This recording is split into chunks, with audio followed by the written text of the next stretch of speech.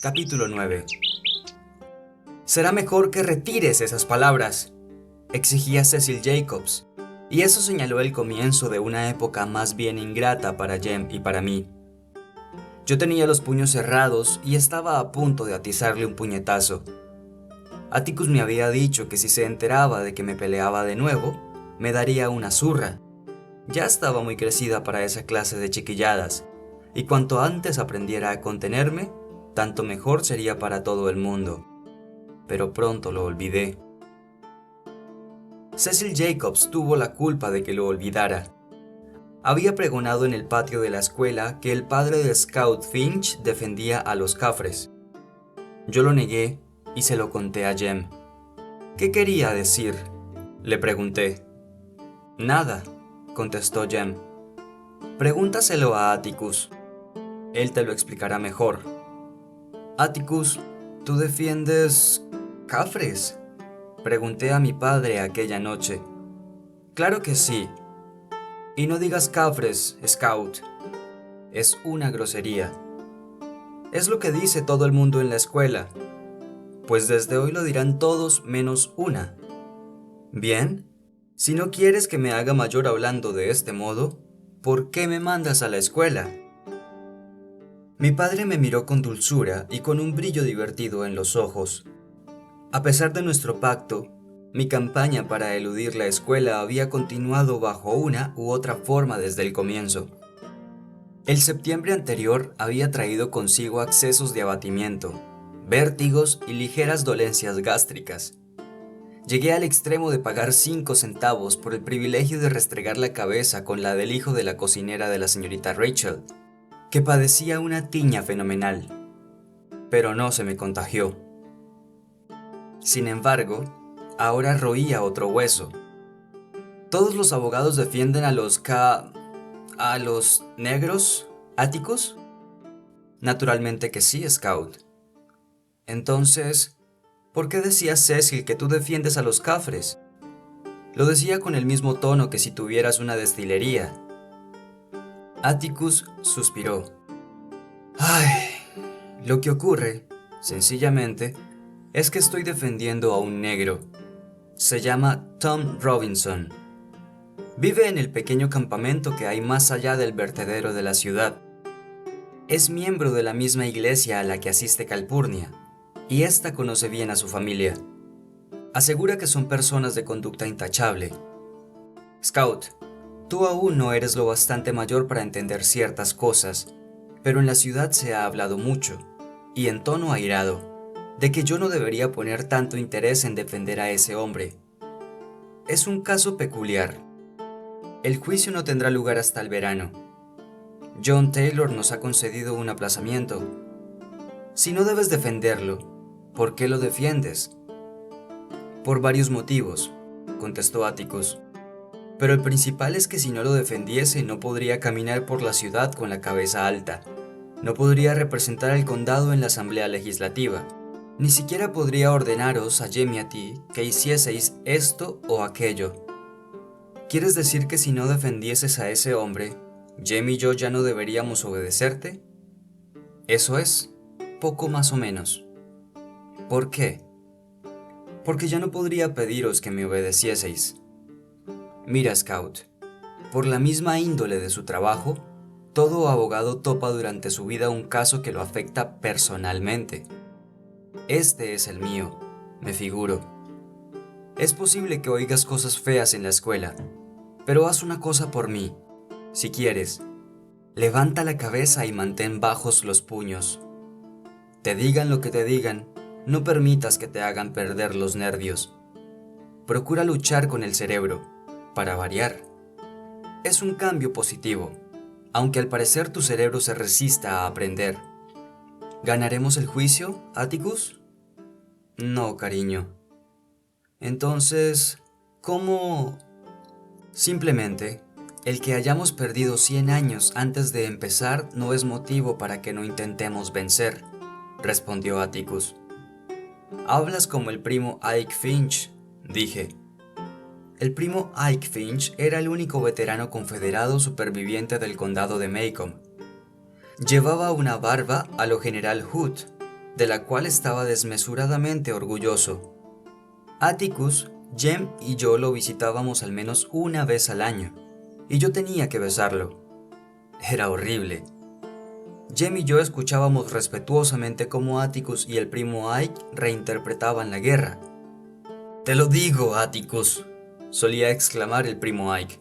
«El compromiso de Missouri fue la causa de nuestra derrota.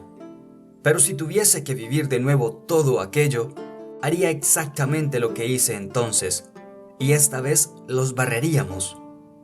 Ahora bien, en 1864, cuando Stonewall Jackson fue allí, perdonadme, chiquillos, el viejo Blue Lake estaba en el cielo entonces. Dios lo tenga en la gloria. «Ven acá, Scout», dijo Atticus. Me acurruqué en su regazo. Él me rodeó con el brazo y me meció dulcemente. «Esta vez es distinto», añadió.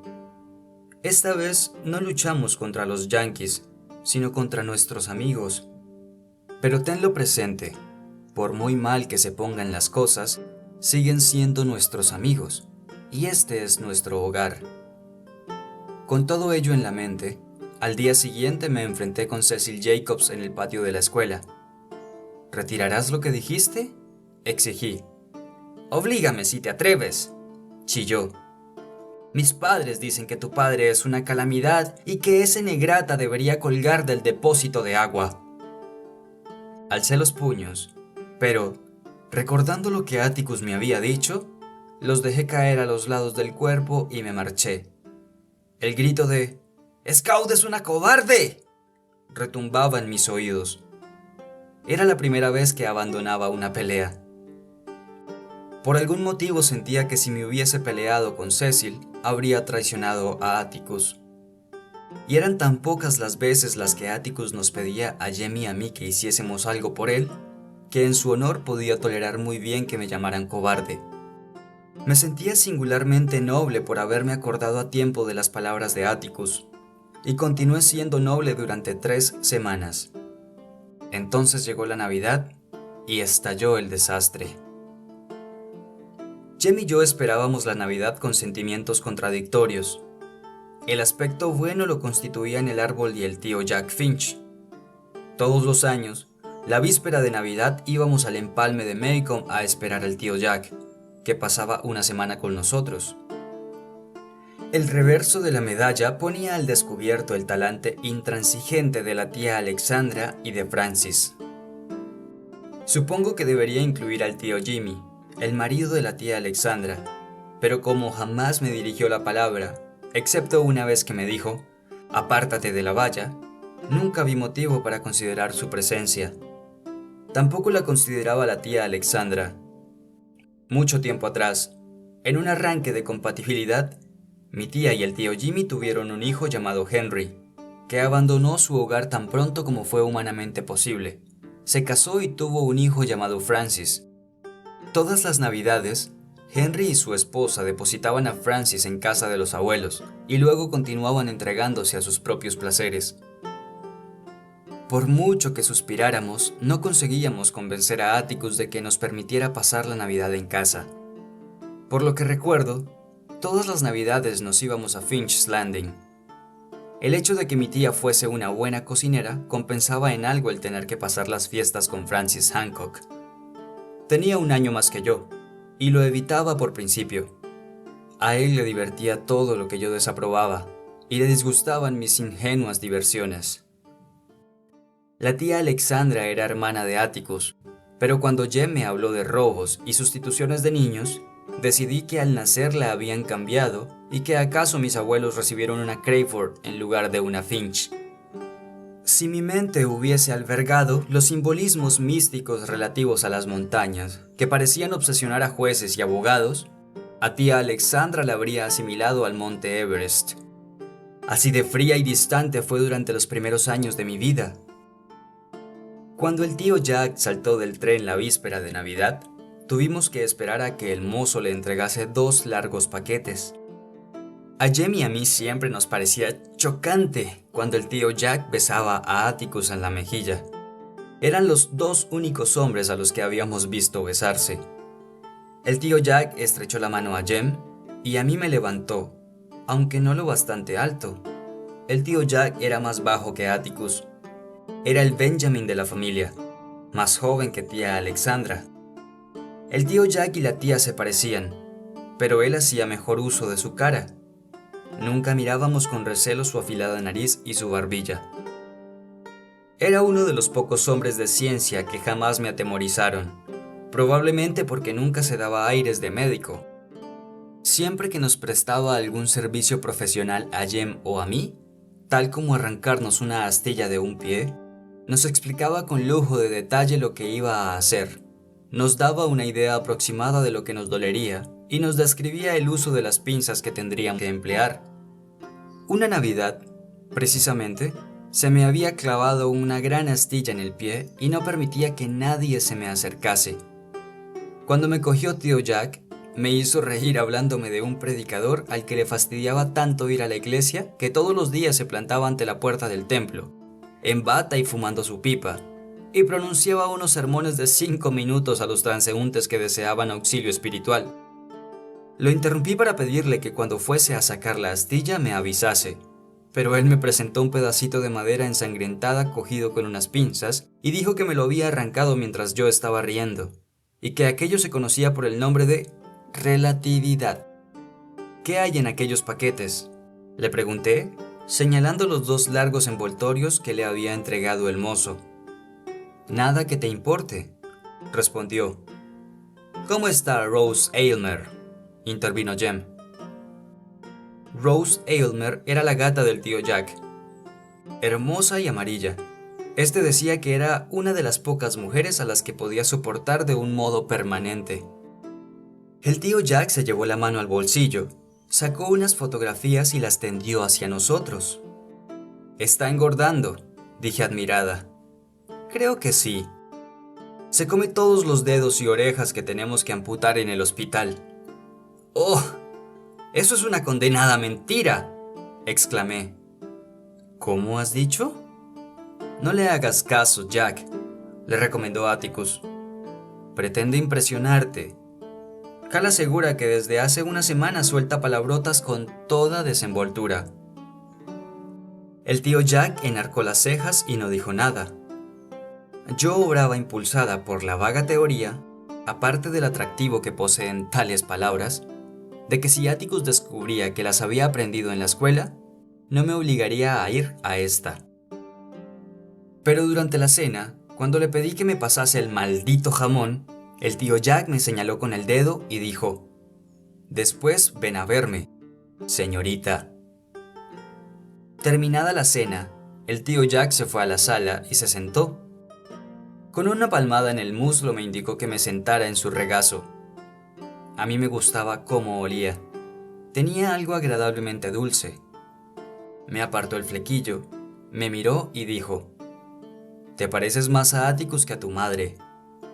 Además, estás creciendo tanto que pronto no entrarás en esos pantalones».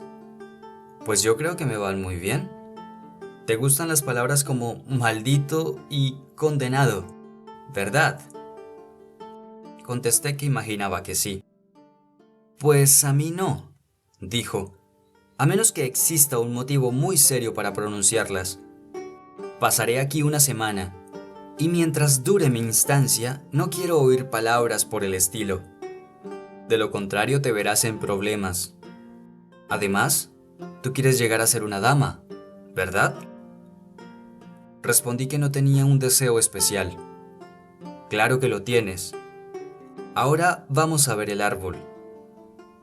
Estuvimos adornándolo hasta la hora de acostarnos, y esa noche soñé con los 2 largos paquetes para Jem y para mí.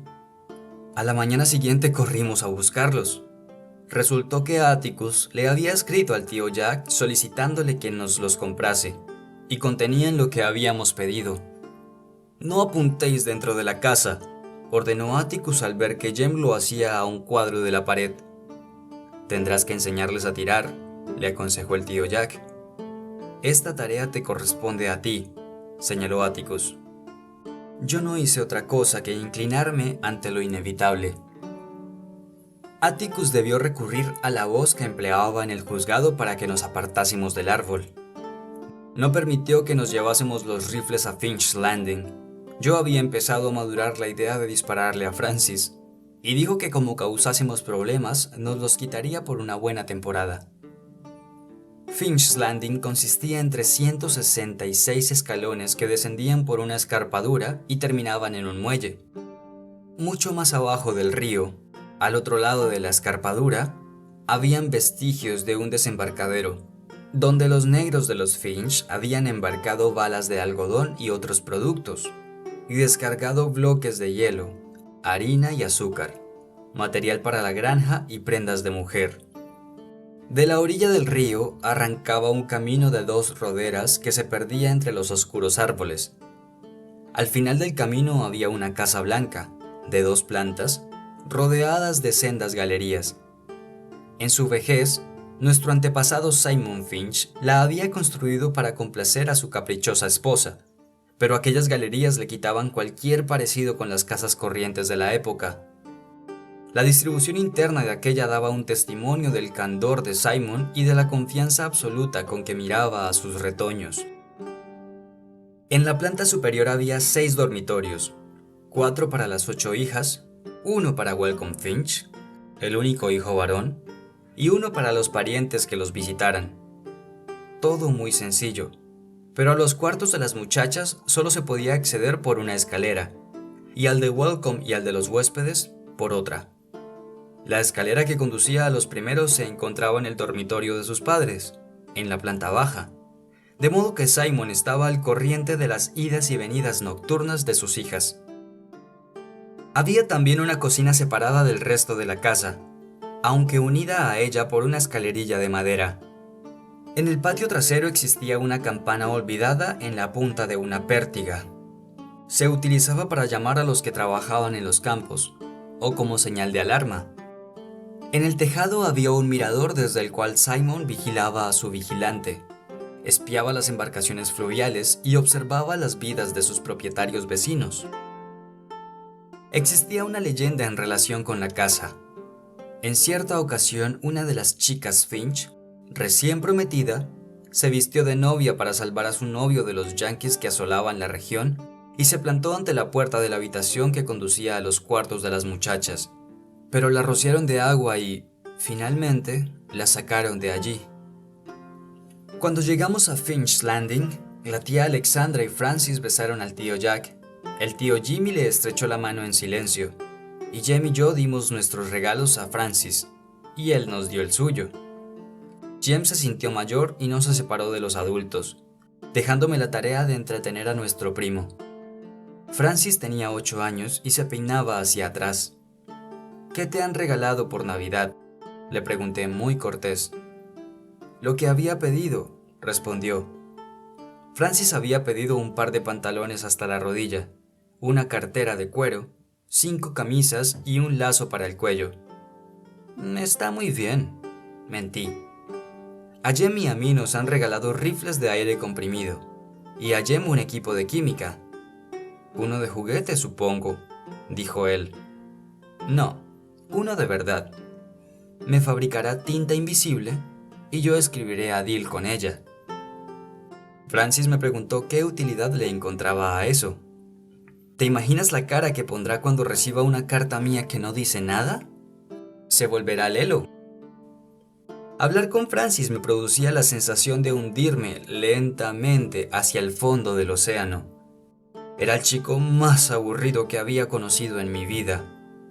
Como vivía en Mobile, no podía delatarme a las autoridades de la escuela, pero se las arreglaba para contar todo lo que sabía a tía Alexandra, quien a su vez se lo transmitía a Atticus, quien o lo olvidaba o me echaba un rapapolvo, según el caso.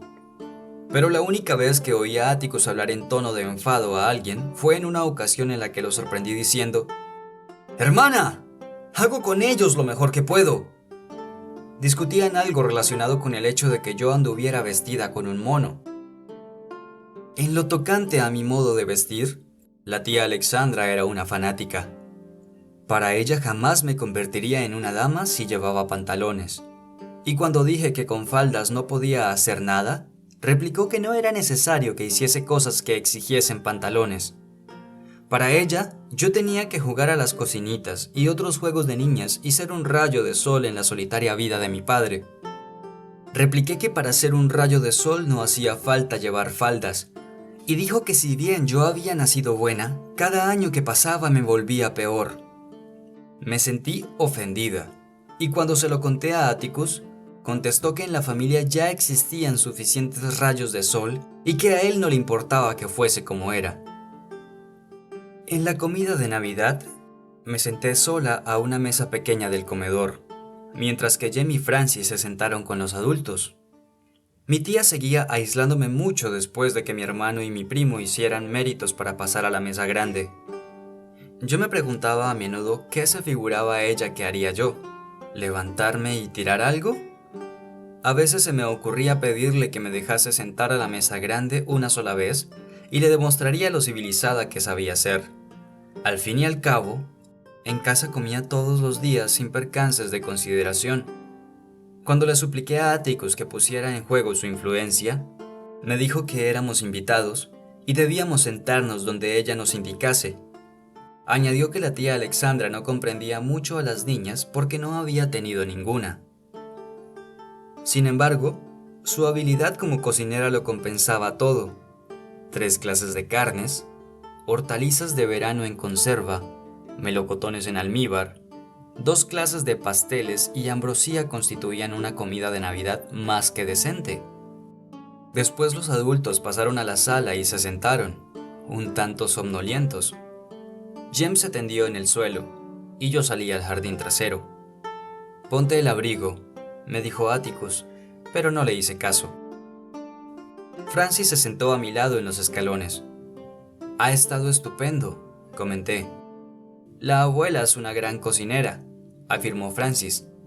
«Me enseñará a guisar». «Los muchachos no guisan», dije, y me reí al imaginar a Francis con un delantal. «La abuela dice que todos los hombres deberían aprender y ser muy atentos con sus esposas y servirlas cuando no se encuentran bien», dijo mi primo. «Yo no quiero que Dill me sirva», contesté. «Prefiero servirle yo a él». «¿Dill?» «Sí. No digas nada de ello todavía, pero nos casaremos en cuanto tengamos edad suficiente. El verano pasado me pidió que fuese su novia». Francis hizo una mueca despectiva.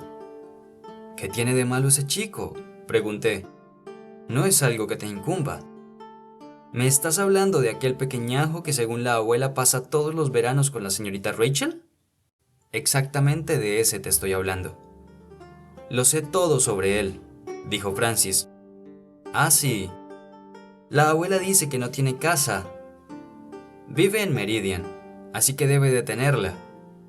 Se lo pasan de un pariente a otro, así de simple, y la señorita Rachel lo acoge todos los veranos». «Eso no es verdad», exclamé. Francis sonrió. «A veces eres extremadamente estúpida, Jean-Louis», dijo. «De todos modos, supongo que no puedes remediarlo. ¿Qué quieres decir? Si el tío Atticus deja que busques la compañía de perros sin dueño, él es quien manda, como dice mi abuela. Por lo tanto, tú no tienes la culpa.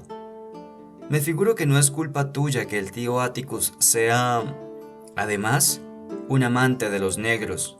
Pero aquí estoy yo para decirte que ello mortifica de veras al resto de la familia». «¿Qué diablos quieres decir?» «Sencillamente lo que he dicho. La abuela dice que ya era bastante lamentable que dejase que os criéis como salvajes, pero ahora que se ha convertido en un aficionado a los negros, nunca más podrá pasar por las calles de Maycomb. Está arruinando a la familia. Esto es lo que hace». Francis se levantó y echó a correr en dirección a la vieja cocina. Fue fácil cogerlo por el cuello. Le exigí que retirase lo dicho de inmediato. Se soltó de un tirón y se metió velozmente en la cocina, gritando: «¡Aficionado a los negros!». Cuando uno acecha una presa, es mejor que se tome su tiempo, Más temprano que tarde, la presa sentirá curiosidad y saldrá. Francis apareció en la puerta de la cocina y, tanteando el terreno, preguntó: ¿Todavía estás enojada, Jean-Louis? No vale la pena mencionarlo, contesté. Francis salió a la escalerilla. ¿Vas a retirar lo dicho, Francis?, inquirí. Pero había mostrado mis cartas demasiado pronto. Francis retrocedió rápidamente hacia la cocina, con lo cual me retiré. Sabía esperar con calma. Llevaba sentada quizás unos 15 minutos cuando oí la voz de tía Alexandra. ¿Dónde está Francis? Abajo en la cocina, respondí. Sabe que no tiene permiso para jugar allí. Francis se asomó a la puerta y gritó: ¡Abuela! Ella me ha obligado a meterme aquí dentro y no quiere dejarme salir. ¿Qué significa todo esto, Jean-Louis? Miré fijamente a la tía Alexandra y contesté: No lo he obligado, ni tampoco le impido salir. ¡Sí, sí!, gritó Francis. ¡No me deja salir! ¿Os habéis peleado? Jean-Louis se ha enfadado conmigo, abuela, gritó Francis. ¡Francis! ¡Sal de ahí! Jean-Louis, si te oigo una palabra más se lo diré a tu padre. ¿No te he oído decir demonios hace rato? Yo no he sido, dije. Pues a mí me ha parecido que sí. Será mejor que no te oiga repetirlo. La tía Alexandra era una cotilla. Apenas hubo desaparecido de la vista, Francis salió con la cabeza erguida y sonriendo. No hagas la tonta conmigo, dijo. Avanzó por el jardín, conservando la distancia, y se puso a dar patadas a las matas de hierba, volviéndose de vez en cuando para sonreírme. Jem apareció en el porche, nos miró y se fue. Francis trepó a la mimosa, bajó, se metió las manos en los bolsillos y siguió deambulando. ¡Ah!, exclamó de pronto. Le pregunté quién se creía que era. ¿El tío Jack? Contestó que recordara que me habían advertido que lo dejase en paz. Yo no te estoy molestando, le dije. Francis me miró con atención. Dedujo que me habían metido el miedo en el cuerpo y se puso a canturrear. Aficionado a los negros. Esta vez me partí el nudillo contra sus dientes. Inutilizada la mano izquierda, arremetí con la derecha, pero no por mucho rato. El tío Jack me sujetó los brazos a los costados y exclamó: ¡Quieta! La tía Alexandra acudió en auxilio de Francis, secándole las lágrimas con el pañuelo, arreglándole el cabello, dándole palmaditas en las mejillas. Al oír los gritos de Francis, Atticus, Jem y el tío Jimmy habían salido a la galería trasera. ¿Quién ha empezado?, preguntó el tío Jack. Francis y yo nos señalamos mutuamente. ¡Abuela!, gimió él. Me ha llamado puta y ha saltado sobre mí. ¿Es cierto, Scout?, preguntó el tío Jack. Supongo que sí, respondí. Cuando el tío Jack inclinó la cabeza para mirarme, su expresión era como la de la tía Alexandra.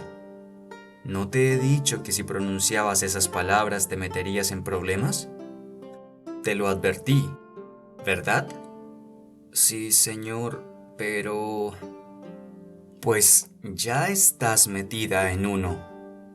Quédate ahí. Yo estaba intentando resolver si me quedaba ahí o echaba a correr, pero no me decidí a tiempo.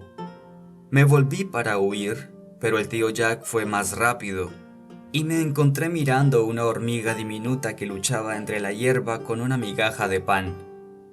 ¡No hablaré contigo en toda mi vida! ¡Te odio! ¡Te desprecio y deseo que te mueras! Aquello pareció animar aún más al tío Jack. Corrí a buscar consuelo en Atticus, y me encontré con que me reprochaba mi conducta y decía que ya era hora de que nos marchásemos a casa. Subí al asiento trasero del coche sin despedirme de nadie. Una vez en casa, corrí a mi habitación y cerré la puerta de golpe. Jem quiso dirigirme unas palabras de consuelo, pero no se lo permití. Cuando inspeccioné las lesiones, solo descubrí 7 u 8 cardenales, y estaba meditando sobre la relatividad cuando alguien llamó a la puerta. Pregunté quién era y contestó el tío Jack. ¡Vete! El tío Jack contestó que si hablaba de aquel modo me pegaría otra vez, con lo cual me callé. Cuando entró en el cuarto, retrocedí hasta un rincón y me volví de espaldas a él. Scout, dijo, ¿todavía me odias? Vete, te lo ruego. Me desilusiona que me guardes resentimiento por lo que ha ocurrido, dijo.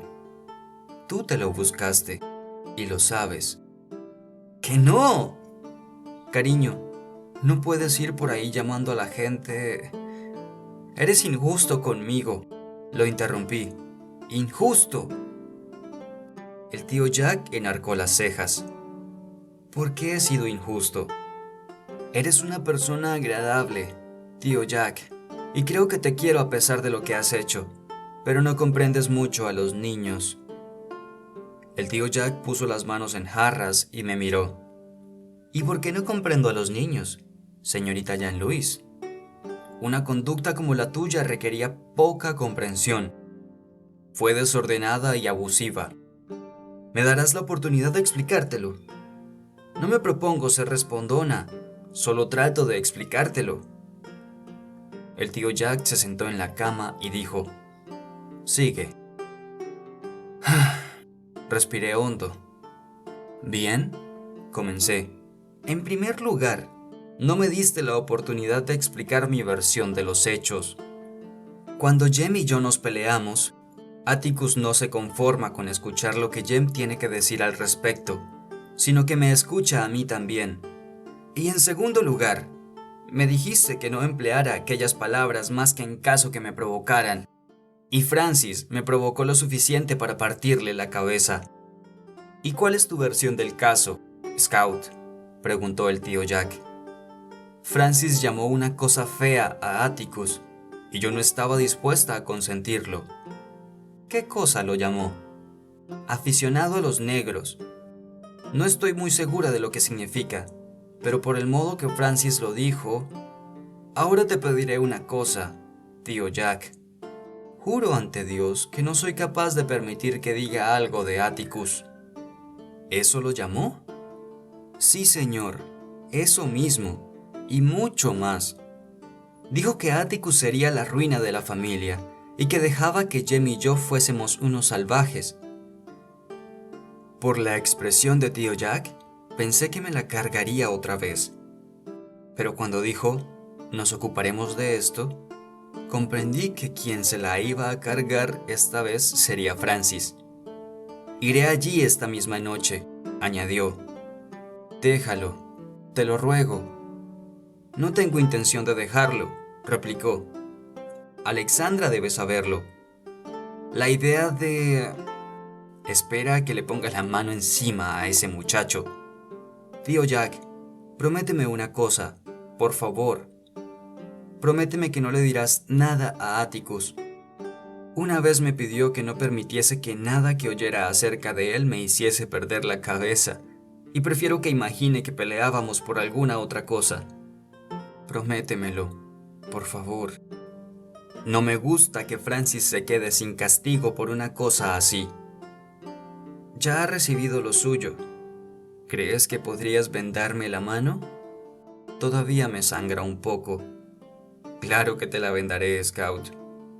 No conozco ninguna mano que vendaría más a gusto. ¿Quieres acompañarme? El tío Jack se inclinó en una galante reverencia indicándome el cuarto de baño. Mientras limpiaba y vendaba mis nudillos, me entretenía con un relato sobre un anciano caballero, miope y ridículo, que tenía un gato llamado Hotch y que cuando iba a la ciudad contaba todas las grietas de la acera. Ya está, dijo. Tendrás una cicatriz nada femenina en el dedo del anillo de boda. Gracias, tío Jack. ¿Scout? ¿Qué es una puta? Pregunté.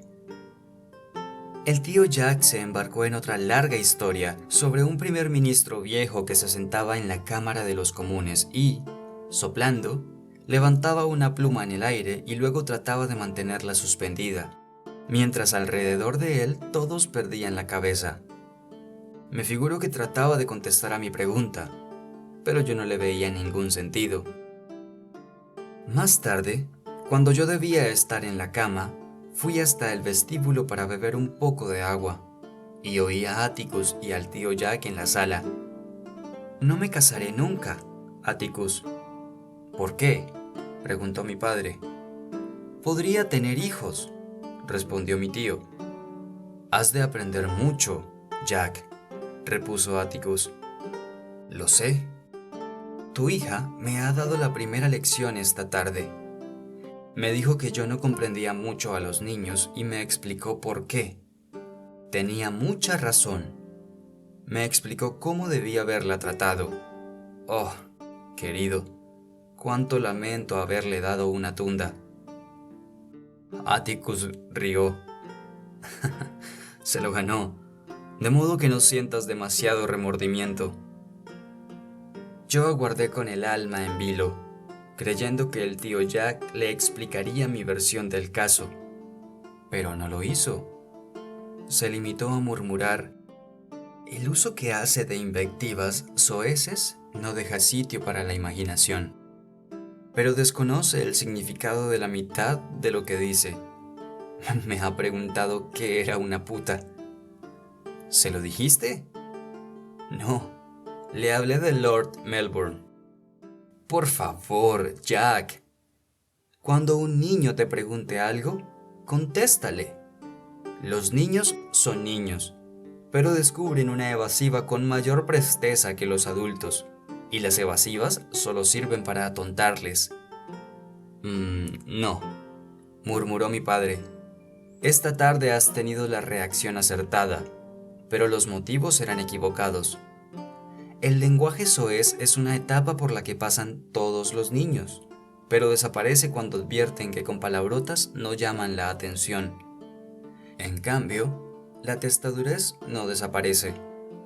Scout ha de aprender a conservar la calma, y ha de aprenderlo pronto, con lo que le espera en los próximos meses. De todos modos, va progresando. Jem se hace mayor, y ella sigue ahora un poco su ejemplo. Todo lo que necesita es que la ayuden de vez en cuando. Atticus, ¿tú nunca le has puesto la mano encima? Así es. Hasta ahora me han servido las amenazas. Jack, Scout me obedece lo mejor que sabe. La mitad de las veces no lo consigue, pero lo intenta. Esa no es la solución, Atticus. No, la solución es que ella sabe que yo sé que lo intenta. He ahí lo que importa. Lo que me preocupa es que ella y Jem tendrían que afrontar pronto algunas cosas desagradables. No temo que Jem no sepa conservar la calma, pero Scout, cuando está en juego su orgullo, instantáneamente tiene una reacción furibunda. Yo esperé para ver si el tío Jack rompía su promesa. No lo hizo. Atticus, ¿será muy grave el caso? No me has hablado mucho de él. Podría haber sido peor, Jack. Lo único que tenemos es la palabra de un negro contra la de los Ewell. Las pruebas se reducen a ¿lo hiciste? No lo hice. No se puede esperar que el jurado acepte la palabra de Tom Robinson contra la de los Ewell. ¿Conoces a estos? El tío Jack dijo que sí, que los recordaba y los describió. Pero Atticus dijo: «Te quedas atrasado en una generación». Sin embargo, los Ewell actuales son iguales. ¿Qué harás entonces? Antes de terminar, me propongo destrozar un poco el tímpano al jurado. De todos modos, creo que una apelación nos dará una probabilidad razonable, aunque en esta etapa del proceso no puedo saberlo con certeza. Ya sabes, yo confiaba en jubilarme sin tener un caso de esta índole, pero John Taylor me señaló con el dedo y dijo: «Usted es el hombre. Apartad de mí ese cáliz». ¿Eh? Exacto. Pero, ¿crees que si lo hubiera rechazado, podría volver a mirar a mis hijos? Tú sabes tanto como yo lo que ocurrirá, y espero y ruego que Jem y Scout atraviesen la prueba sin amargura, y sobre todo, sin contraer la enfermedad corriente de Macon. El motivo de que personas razonables se pongan a delirar como dementes apenas surge algo relacionado con un negro es cosa que no pretendo comprender. Solo confío en que Jem y Scout acudan a mí para resolver sus dudas en lugar de prestar oídos a la gente. Espero que tengan bastante confianza en mí. ¿Jean-Louis? Di un respingo. Yo... Vete a la cama. Regresé presurosa a mi cuarto y me acosté. El tío Jack había sido todo un caballero al no traicionarme. Pero no supe cómo se enteró Atticus de que yo estaba escuchando, y solo al cabo de muchos años comprendí que él quería que oyese todo lo que dijo.